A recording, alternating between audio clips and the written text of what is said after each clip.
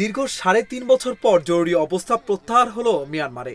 জাতীয় নির্বাচনকে সামনে রেখে বৃহস্পতিবার দেশটি থেকে জরুরি অবস্থা তুলে নেওয়ার ঘোষণা দেয় জান্তা সরকার। ক্ষমতাসীন সামরিক সরকারের প্রধান জেনারেল মিন অং লেইং এ সংক্রান্ত একটি লিখিত আদেশ জারি করেন।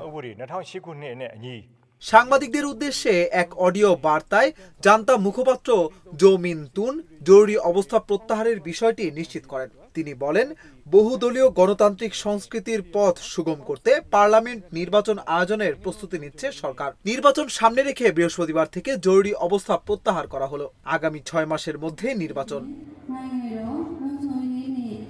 এর আগে গত 8 মার্চ এক অনুষ্ঠানে জান্তা প্রধান মিন অং লেইং ঘোষণা দিয়েছিলেন আগামী ডিসেম্বর কিংবা 2026 সালের মধ্যে মিয়ানমারে নির্বাচন হবে। জো মিন তুনের অডিও বার্তাতেও সেই ইঙ্গিত পাওয়া গেল। নির্বাচনের তারিখ অবশ্য এখনো জানা যায়নি।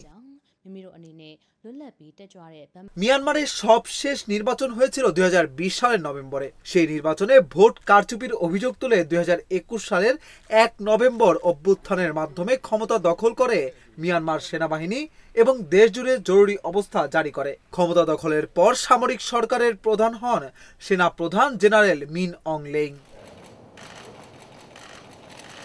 অভ্যুত্থানে ক্ষমতাচ্যুত হয় মিয়ানমারের গণতন্ত্রপন্থী নেত্রী অং সান সুচি নেতৃত্বাধীন এনএলডি সরকার। গ্রেপ্তার হন সুচি ও তার দলের বিভিন্ন স্তরের কয়েক হাজার নেতাকর্মী। এরপর থেকে দেশজুড়ে জান্তা বিরোধী বিক্ষোভ শুরু হয়। এতে হাজারো মানুষ প্রাণ হারিয়েছেন।